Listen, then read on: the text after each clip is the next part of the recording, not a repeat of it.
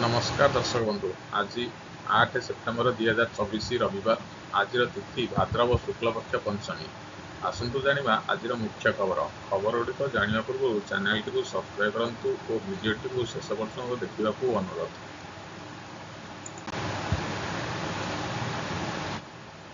बड़ खबर नुआखाई पुलिस को मिल छुट्टी। आज नुआखाई एथिपाई पुलिस को मिली छुट्टी। संबलपुर जिला पुलिस को आज नुआखाई छुट्टी घोषणा होईछि। एने सूचना देछंती संबलपुर एसपी मुकेश कुमार भामू कहिछंती आज मुख्यमंत्री का संबलपुर गस्त बेले जिला पुलिस मुतयन हेबे नहीं। विकल्प व्यवस्था स्वरूप पुलिस मुख्यालय फोर्स पहुंचे। नंबर 2 आधार नंबर सहित मोबाइल नंबर लिंक होई नथिले मध्य सुभद्रा योजना पर आवेदन करिहेबो। राज्य में आरंभ हो जाइछि सुभद्रा योजना पर आवेदन प्रक्रिया। एही समय रे राज्य सरकार एबे एही योजनार नियम को सामान्य कोहल करिसंती। आधार नंबर सहित मोबाइल फोन नंबर लिंक होई नथिले मध्य बायोमेट्रिक पद्धति रे आधार प्रमाणीकरण करा जाई परिबो बोली राज्य सरकार स्पष्ट करिसंती। तेणु बिना मोबाइल नंबर लिंक रे मध्य सुभद्रा योजना पर आवेदन पूरण और पंजीकरण करिहेबो बोली सरकार कहिसंती। राज्य महिला और शिशु विकास विभाग मंत्री तथा उपमुख्यमंत्री प्रभाती परिडा गुरुवार सुभद्रा सहायता केन्द्र परिदर्शन करने सह जेभली कौनसी जड़े भी हिताधिकारी बाद न पड़े से निर्देश देइछंती। से कहिसंती सुभद्रा योजना पाई पंजीकरण रे कौनसी शेष तारीख नहीं। राज्यर समस्त मोह सेवा केन्द्र और जनसेवा केन्द्र रे सुभद्रा योजनार फर्म उपलब्ध अछि। सुभद्रा फर्म दाखल करने आधार सहित मोबाइल नंबर लिंक होई नथिले भी आवेदन करा जाई परिबो बोली उपमुख्यमंत्री कहिसंती। नंबर 3 सुभद्रा योजना रे हिताधिकारी को सूचना प्रदान और सचेतन करने सचेतनता रथ चलिबो। सुभद्रा योजनार कार्यकारिता संपर्क में गुरुवार संध्या सुधा कार्य अग्रगति किपरि रही से संपर्क में राजस्व आयुक्त जिलापाल एवं समस्त महानगर निगम कमिशनर सहित मुख्य शासन सचिव मनोज आहूजा आभासी बैठक माध्यम स्थिति समीक्षा करिसंती। बैठक में सुभद्रा योजना संपर्कित सूचना शिक्षा और जोगाजोग आईसी उपरे गुरुत्व दिया जायतिला। 17 तारीख में सुभद्रा योजना राज्य स्तरीय शुभारंभ कार्यक्रम सीधा प्रसारण हेबो। एही कार्यक्रम में पंचायत ब्लॉक जिला और पौरांचल महानगर निगम स्तर में प्रदर्शन हेबा निमंते प्रस्तुति संपर्क में आलोचना करा जायतिला। सुभद्रा योजना रे हिताधिकारी को सूचना प्रदान और सचेतन करने सचेतनता रथ सेप्टेम्बर 7 रु 16 तारीख पर्यंत चलिबो। सचेतनता रथ केउ रास्तार परिभ्रमण करिबो ताहा नक्शा अंचल जनप्रतिनिधि एवं अंशग्रहणकारी को जनाजिबो। फल जनप्रतिनिधि माने एही कार्यक्रम में सामिल होई परिबे।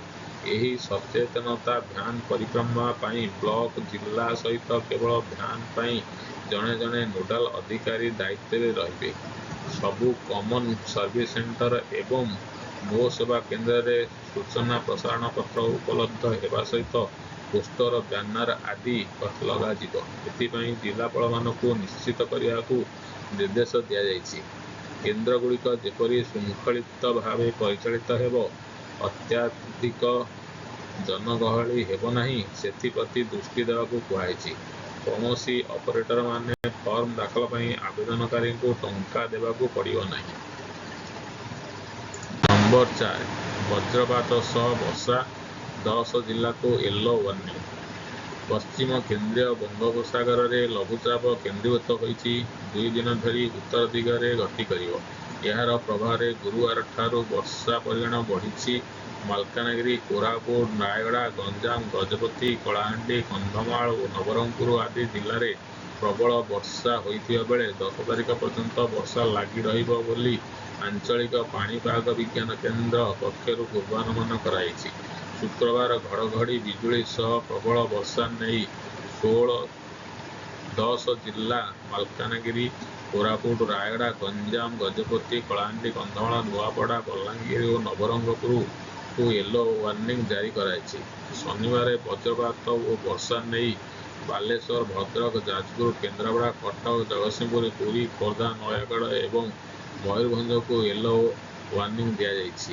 ଉପକୂଳ ଓଡ଼ିଶା ସମେତ ଦକ୍ଷିଣ ଏବଂ ଆଭ୍ୟନ୍ତରୀଣ ଓଡ଼ିଶାରେ ପ୍ରବଳରୁ ଅତି ପ୍ରବଳ ବର୍ଷା ନେଇ ଆକଳନ କରିଛି ପାଣିପାଗ ବିଭାଗ। ପ୍ରବଳରୁ ଅତି ପ୍ରବଳ ବର୍ଷା ନେଇ ମାଲକାନଗିରି, କୋରାପୁଟ ଓ ନବରଙ୍ଗପୁରକୁ ସତର୍କତା ଜାରି ରହିଛି। ଏହି ସବୁ ଜିଲ୍ଲାରେ 70ରୁ 200 ମିଲିମିଟର ପର୍ଯ୍ୟନ୍ତ ବର୍ଷା ହୋଇପାରେ। ଘଡ଼ଘଡ଼ି ବିଜୁଳି ସହ ବର୍ଷା ନେଇ ନୂଆପଡ଼ା, ବଲାଙ୍ଗୀର, କଳାହାଣ୍ଡି, କନ୍ଧମାଳ, ରାୟଗଡ଼ା, ଗଜପତି, ଗଞ୍ଜାମ, ବୌଦ୍ଧ, ନୟାଗଡ଼, ଖୋର୍ଦ୍ଧା, ପୁରୀ, ବାଲେଶ୍ୱର, ଭଦ୍ରକ, ଯାଜପୁର, କେନ୍ଦ୍ରାପଡ଼ା, କଟକ ଆଦି ଜଗତସିଂହପୁରକୁ ସତର୍କ କରାଯାଇଅଛି। ନମ୍ବର 5. କୁମ୍ଭୀର ପ୍ରଜନନ କେନ୍ଦ୍ରରେ ଜନ୍ମ ନେଲେ 25 ଶାବକ। ବଉଳା କୁମ୍ଭୀରଙ୍କ ଭୂସ୍ୱର୍ଗ ଭାବେ ପରିଚିତ ଭିତରକନିକା ସ୍ଥାନୀୟ ଜାତୀୟ ଉଦ୍ୟାନରେ ଥିବା ବିଶ୍ୱର ସର୍ବପ୍ରଥମ କୃତ୍ରିମ ପ୍ରଜନନ କେନ୍ଦ୍ରରୁ ଗୁରୁବାର ପ୍ରଥମ ଦିନରେ 25 ଶାବକ ଜନ୍ମ ନେଇଛନ୍ତି। 75 ଦିନ ପରେ ଅଣ୍ଡାରୁ ଛୁଆ ଫୁଟିବା ଆରମ୍ଭ ହୋଇଛି। ଆସନ୍ତା ଦିନେ 2 ଦିନ ଭିତରେ ଅନ୍ୟ ଅଣ୍ଡାଗୁଡ଼ିକ କୁମ୍ଭୀର ଶାବକ ଜନ୍ମ ନେବେ ବୋଲି ବନ ବିଭାଗ ସୂତ୍ରରୁ ପ୍ରକାଶ। ଚଳିତ ବର୍ଷ ଭିତରକନିକାରେ ପ୍ରବାହିତ ନଦୀ ନାଳଗୁଡ଼ିକରେ ବାସ କରୁଥିବା ବଉଳା କୁମ୍ଭୀରଙ୍କ 114ଟି ବସା ଚିହ୍ନଟ ହୋଇଥିଲା। ସେଥିମଧ୍ୟରୁ ନଦୀକୂଳ କନିକା ରେଞ୍ଜ ଅଞ୍ଚଳରୁ ଜୁଆର ମାଡ଼ି ଯାଇଥିବା ସ୍ଥାନରେ ଥିବା ଗୋଟିଏ କୁମ୍ଭୀର ବସାକୁ 54ଟି ଅଣ୍ଡା ସଂଗ୍ରହ କରାଯାଇଥିବା ହେଲା। ଏହି ଅଣ୍ଡାକୁ କୃତ୍ରିମ କୁମ୍ଭୀର ପ୍ରଜନନ କେନ୍ଦ୍ରରେ ଛୁଆ ଫୁଟାଇବା ପାଇଁ ରଖାଯାଇଥିଲା। ସେଥିମଧ୍ୟରୁ ଗୁରୁବାର 25ଟି ଶାବକ ଜନ୍ମଗ୍ରହଣ କରିଛନ୍ତି। ନମ୍ବର 6. ନବୀନ ପାଣ୍ଡିଆନଙ୍କ ନାଁରେ ଦୁର୍ନୀତି ଅଭିଯୋଗ। ବିରୋଧୀ ଦଳ ନେତା ନବୀନ ପଟ୍ଟନାୟକ ଏବଂ କାର୍ତ୍ତିକ ପାଣ୍ଡିଆନଙ୍କ ନାଁରେ ଦୁର୍ନୀତି ଅଭିଯୋଗ ହୋଇଛି। ଏନେଇ ଜଣେ ଆଇନଜୀବୀ ଭିଜିଲାନ୍ସ ଏସ୍ପି ଦ୍ୱାରସ୍ଥ ହୋଇଛନ୍ତି। ମୋ ସ୍କୁଲ ଓ ଝୋଟ ବ୍ୟାଗ ବଣ୍ଟନରେ କୋଟି କୋଟି ଟଙ୍କା ଦୁର୍ନୀତି ଅଭିଯୋଗ ହୋଇଛି। ତଦନ୍ତ କରି ଦୁର୍ନୀତିର ପର୍ଦ୍ଦାଫାଶ କରିବାକୁ ଆଇନଜୀବୀ ଦାବି କରିଛନ୍ତି। ନିର୍ବାଚନ ପୂର୍ବରୁ ସରକାର ଶହ ଶହ କୋଟିର ଝୋଟ ବ୍ୟାଗ ବାଣ୍ଟିଥିଲେ। ବିଧାନସଭାରେ ଝୋଟ ବ୍ୟାଗ ବଣ୍ଟନ ଖର୍ଚ୍ଚ ନେଇ ହୋସ ଉଡ଼ାଇଲା ଭଳି ତଥ୍ୟ ଦେଇଥିଲେ ଯୋଗାଣ ମନ୍ତ୍ରୀ କୃଷ୍ଣଚନ୍ଦ୍ର ପାତ୍ର। ନିର୍ବାଚନ ପୂର୍ବରୁ ସରକାର ବାଣ୍ଟିଥିବା ଝୋଟ ବ୍ୟାଗ ଖର୍ଚ୍ଚ ନେଇ ତଥ୍ୟ ଦେଇ ମନ୍ତ୍ରୀ କହିଲେ, ଏ ବାବଦରେ ଖର୍ଚ୍ଚ ହୋଇଥିଲା 247 କୋଟି 36 ଲକ୍ଷ ଟଙ୍କା।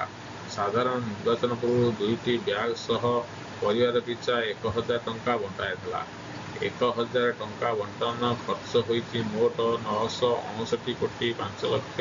ନିର୍ବାଚନ ପୂର୍ବରୁ ପରିବାର ପିଛା 2ଟି ବ୍ୟାଗ 1000 ଟଙ୍କା ବଣ୍ଟନ କରାଯାଇଥିଲା ବୋଲି ଗୃହରୁ ତଥ୍ୟ ଦେଇଥିଲେ ମନ୍ତ୍ରୀ କୃଷ୍ଣଚନ୍ଦ୍ର ପାତ୍ର।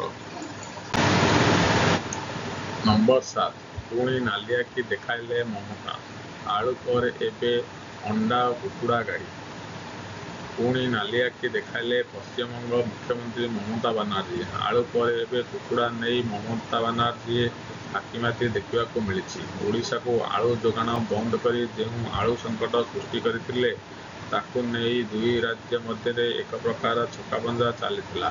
ଆଳୁ ସଙ୍କଟ ନେଇ ଓଡ଼ିଶା ଭାଳେଣି ପଡ଼ିଥିବା ବେଳେ ରାଜନୀତି ମଧ୍ୟ ଜୋର ଧରିଥିଲା।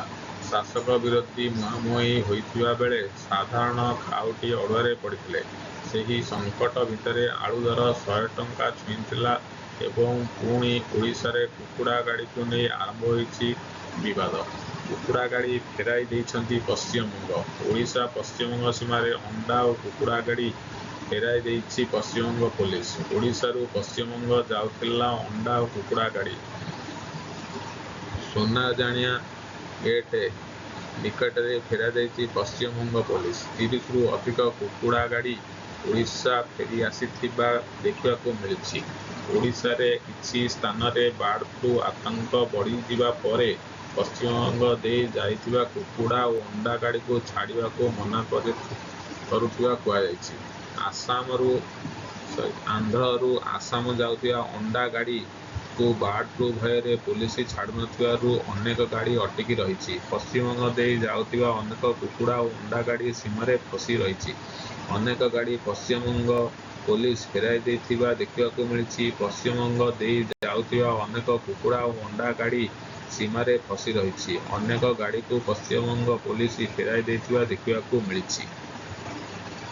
ନମ୍ବର 8 ପ୍ରାଥମିକ ବିଦ୍ୟାଳୟର ଶିକ୍ଷକମାନଙ୍କ ପାଇଁ ବିଇଡି ବୈଧ ଯୋଗ୍ୟତା ନୁହେଁ ସୁପ୍ରିମକୋର୍ଟ କହିଛନ୍ତି। ଭାରତର ସର୍ବୋଚ୍ଚ ନ୍ୟାୟାଳୟ କହିଛନ୍ତି ଯେ ସ୍ନାତକୋତ୍ତର ଶିକ୍ଷା ବିଇଡି ପ୍ରାଥମିକ ବିଦ୍ୟାଳୟର ଶିକ୍ଷକମାନଙ୍କ ପାଇଁ ବୈଧ ଯୋଗ୍ୟତା ନୁହେଁ। ସର୍ବୋଚ୍ଚ ନ୍ୟାୟାଳୟ ଦୋହରାଇଛନ୍ତି ଯେ ପ୍ରାଥମିକ ବିଦ୍ୟାଳୟର ଶିକ୍ଷକ ନିଯୁକ୍ତି ପାଇଁ ଆବଶ୍ୟକ ଯୋଗ୍ୟତା ହେଉଛି ପ୍ରାଥମିକ ଶିକ୍ଷା କ୍ଷେତ୍ରରେ ଡିପ୍ଲୋମା। ଭାରତରେ ପ୍ରାଥମିକ ଶିକ୍ଷାର ମୌଳିକ ଅଧିକାର ଭାରତୀୟ ସମ୍ବିଧାନର ଧାରା 21A ତଥା ଶିକ୍ଷା ଅଧିକାର ଆଇନ 2009 ଅନୁଯାୟୀ ନିଶ୍ଚିତ ହୋଇଛି। କେବଳ 14 ବର୍ଷରୁ କମ୍ ପିଲାମାନଙ୍କ ପାଇଁ ମାଗଣା ଓ ବାଧ୍ୟତାମୂଳକ ଶିକ୍ଷା ନୁହେଁ, ପିଲାମାନଙ୍କୁ ଦିଆଯାଉଥିବା ଏକ ଗୁଣାତ୍ମକ ଶିକ୍ଷା ମଧ୍ୟ ଅନ୍ତର୍ଭୁକ୍ତ କରାଯାଇଥିଲା। ତେଣୁ ସୁପ୍ରିମକୋର୍ଟ କହିଥିଲେ ଯେ ପ୍ରାଥମିକ ବିଦ୍ୟାଳୟର ଛାତ୍ରଛାତ୍ରୀଙ୍କୁ ଶିକ୍ଷାଦାନ ପାଇଁ ମୌଳିକ ଶିକ୍ଷାଗତ ସୀମା ଅତିକ୍ରମ କରି ନଥିବାରୁ ବିଇଡି ଧାରକମାନେ ଗୁଣାତ୍ମକ ଶିକ୍ଷା ପ୍ରଦାନ କରିପାରିବେ ନାହିଁ।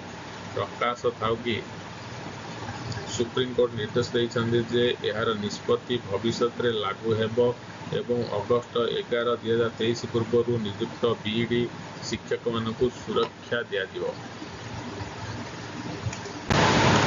ରାଜ୍ୟରେ ନମ୍ବର 9 ରାଜ୍ୟରେ ଖାଲି ପଡ଼ିଛି 30,540 ପ୍ରାଥମିକ ଶିକ୍ଷକ ପଦବୀ। ରାଜ୍ୟରେ ବିଭିନ୍ନ ବିଦ୍ୟାଳୟରେ 30,540 ପ୍ରାଥମିକ ଶିକ୍ଷକ ପଦବୀ ଖାଲି ପଡ଼ିଥିବା ବିଧାନସଭା ସୂଚନା ଦେଇଛନ୍ତି ସରକାର। ବିଧାୟକ ଚନ୍ଦ୍ରମଣି କହଁର ପ୍ରଶ୍ନରେ ଗଣଶିକ୍ଷା ମନ୍ତ୍ରୀ ନିତ୍ୟାନନ୍ଦ ଗଣ୍ଡ ଏହି ତଥ୍ୟ ରଖିଛନ୍ତି। ରାଜ୍ୟରେ ପ୍ରାୟ 1,35,656 ମଞ୍ଜୁରୀପ୍ରାପ୍ତ ଶିକ୍ଷକ ପଦ ରହିଥିଲା ବେଳେ ଏକ ବଡ଼ ସଂଖ୍ୟାର ପଦବୀ ଖାଲି ରହିଥିବା ଜଣାପଡ଼ିଛି। ଗଞ୍ଜାମ ଜିଲ୍ଲାରେ ସର୍ବାଧିକ 4,283 ଶିକ୍ଷକ ପଦବୀ ଖାଲି ରହିଥିବା ବେଳେ 16,000 ପ୍ରାଥମିକ ଶିକ୍ଷକ ନିଯୁକ୍ତି ନେଇ ପ୍ରକ୍ରିୟାକୁ ଚାଲୁ ରହିଥିବା ମନ୍ତ୍ରୀ କହିଛନ୍ତି। କିଛି ଦିନ ତଳେ ବିଧାନସଭାରେ ମୁଖ୍ୟମନ୍ତ୍ରୀ ଉତ୍ତରରେ ଦେଇଥିବା ତଥ୍ୟ ଅନୁଯାୟୀ ସ୍କୁଲ ଏବଂ ଗଣଶିକ୍ଷା ବିଭାଗ ସର୍ବାଧିକ 63,405 ପଦବୀ ଖାଲି ରହିଥିବା ବେଳେ ଏହା ପଛକୁ ସ୍ୱାସ୍ଥ୍ୟ ବିଭାଗରେ 39,127 ପଦବୀ ଖାଲି ରହିଛି। ନମ୍ବର 10 ଓଡ଼ିଶାରେ ପ୍ରଥମ ଖୋଲିବ RIR ପାୱାର ଇଲେକ୍ଟ୍ରୋନିକ୍, 500 ଜଣଙ୍କୁ ମିଳିବ ନିଯୁକ୍ତି। ଓଡ଼ିଶାରେ ପ୍ରଥମ ଥର ପାଇଁ RIR ପାୱାର ଇଲେକ୍ଟ୍ରୋନିକ୍ସ ଖୋଲିବ। ଖୋର୍ଦ୍ଧା ଇନ୍ଫୋସିଟି ଭ୍ୟାଲିରେ 600 କୋଟି ଟଙ୍କା ବିନିଯୋଗରେ ନିର୍ମାଣ ହେବାକୁ ଥିବା ଏହି କମ୍ପାନୀ ପାଇଁ ମୁଖ୍ୟମନ୍ତ୍ରୀ ମୋହନ ଚରଣ ମାଝୀ ଭୂମିପୂଜନ କରିଛନ୍ତି। ପ୍ରଥମ ପର୍ଯ୍ୟାୟରେ 500 କର୍ମଚାରୀଙ୍କୁ ଏହି କମ୍ପାନୀରେ ନିଯୁକ୍ତି ମିଳିବ। ସିଲିକନ୍ କାର୍ବାଇଡ୍ ସହିତ ସେମିକଣ୍ଡକ୍ଟର ଉତ୍ପାଦନ ଏଠି ହେବ। ଏହି କାର୍ଯ୍ୟକ୍ରମରେ ଯୋଗ ଦେଇ ମୁଖ୍ୟମନ୍ତ୍ରୀ କହିଛନ୍ତି ଓଡ଼ିଶାରେ ବାହାର ଶିଳ୍ପକୁ ସୁଯୋଗ ଦିଆଯାଇଛି, ଯାହା ଆଗାମୀ ଦିନରେ ଓଡ଼ିଶାକୁ ଶିଳ୍ପ ହବ୍ କରିବା ପାଇଁ ଲକ୍ଷ୍ୟ ରଖାଯାଇଛି। ଆସନ୍ତା 9ରେ ବନ୍ଦ ରହିବ ସବୁ ବ୍ୟାଙ୍କ, ଜାଣନ୍ତୁ କାହିଁକି? ଆସନ୍ତା 9 ତାରିଖ ଅର୍ଥାତ୍ ସୋମବାର ରାଜ୍ୟରେ ସମସ୍ତ ବ୍ୟାଙ୍କ ବନ୍ଦ ରହିବ। ପଶ୍ଚିମ ଓଡ଼ିଶା ଗଣପର୍ବ ନୂଆଖାଇ ପାଳନ ପାଇଁ ରାଜ୍ୟ ସରକାର ଏହି ଦିନଟିକୁ ଛୁଟି ଘୋଷଣା କରିଛନ୍ତି। ସୋମବାର ସମସ୍ତ ବ୍ୟାଙ୍କ ଓ ଅନ୍ୟାନ୍ୟ ବ୍ୟାଙ୍କିଂ ସଂସ୍ଥା ବନ୍ଦ ରହିବ। ଏଥର ନୂଆଖାଇ 8 ତାରିଖ ଅର୍ଥାତ୍ ରବିବାର ପଡ଼ୁଛି। ଏହାକୁ ଦୃଷ୍ଟିରେ ରଖି ରାଜ୍ୟ ସରକାର ସୋମବାର ନୂଆଖାଇ ଛୁଟି ଘୋଷଣା କରିଛନ୍ତି। ଏହା ପୂର୍ବରୁ ରାଜ୍ୟ ସରକାର ନୂଆଖାଇ ପାଇଁ ରାଜ୍ୟର ସମସ୍ତ ସରକାରୀ ଅନୁଦାନପ୍ରାପ୍ତ ଓ ବେସରକାରୀ ବିଦ୍ୟାଳୟଗୁଡ଼ିକୁ ଛୁଟି ଘୋଷଣା କରିଥିଲେ।